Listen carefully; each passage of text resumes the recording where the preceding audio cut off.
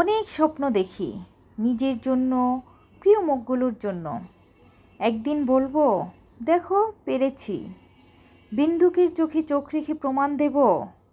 কিন্তু ক্যালেন্ডারের পাতায় চোখ রাখলেই দেখি সময় কেবল দৌড়ে চলে যায়, আর আমি সেই একই জায়গায় দাঁড়িয়ে। পৃথিবীর নিয়ম অনিয়ম বুঝে গেছি, শুধু নিজেকে বদলানো সেই মুহূর্তটাই আসেনি। যদি একবার পারতাম, শুধু একবার, তাহলেই হয়তো সামনে লেখা থাকতো, তোমার সময় এসে গেছে, শুধু তাকাও ঠিক জায়গায়। হ্যালো ভিউয়ার্স, আসসালামু আলাইকুম। আশা করি সবাই ভালো আছেন। আলহামদুলিল্লাহ, আমিও ভালো আছি।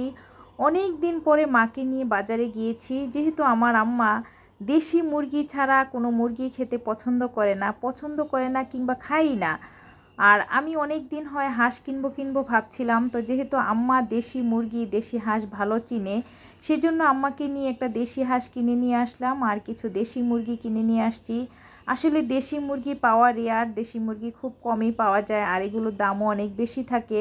আর হাঁস আমি কখনো নিজে কিনি নিয়ে, হাঁস খুব কম খাওয়া হয়। তো যেহেতু আম্মা চিনে, আম্মাকে নিয়ে হাঁস ভালো করে দেখে শুনে তারপরে হাঁস কিনেছি। হাঁসের দাম বেশ অনেক বেশি।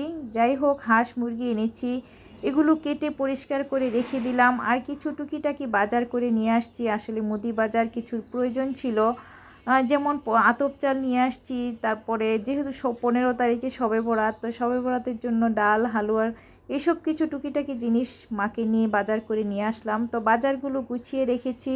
হাঁস ড্রেসিং করে নিয়ে আসছি, তারপরে হাঁসটা পরিষ্কার করতে আমার অনেকটা সময় লেগে গিয়েছে।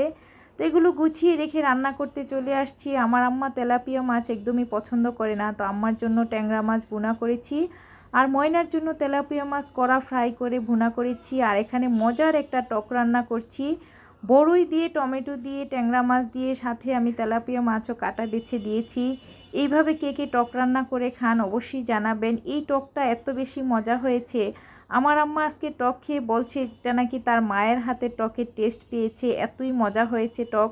আম্মা অনেক মাশাল্লাহ অনেক পছন্দ করে টক দিয়ে আজকে খেয়েছে। আমাকেও অনেক ভালো লাগলো আম্মাকে এইভাবে খেতে দেখে। তো যাই হোক, এই টকটা আসলেই অসাধারণ মজা, তেমন কোনো কিছু মশলা কিছুর প্রয়োজন হয় না। আর আমার দুপুরবেলা রান্না করে এই শশাগুলো, এটা ক্ষীরা ছিল, আম্মা হাঁটতে গিয়ে কচি ক্ষীরা নিয়ে আসছে। তো একটু চিলি ফ্লেক্স দিয়ে লবণ দিয়ে ক্ষীরাটা মাখিয়ে দিলাম, মা আমি খাচ্ছিলাম। ময়নাও চলে আসছে স্কুল থেকে, ময়নাও খুব মজা করে ক্ষীরা খেয়েছে। আর আম্মার জন্য এইভাবে থেতলিয়ে বড়ই ভর্তা করে দেই। গতকালকে বড়ইগুলো এনেছিলাম, এত মজার ছিল বড়ইগুলো, একদম অনেক পাকা ছিল, খুব মজার। তো আম্মাকে এইভাবে থেতলিয়ে একটু চিনি, মরিচ, লবণ দিয়ে ভর্তা করে দেই, অসাধারণ মজার।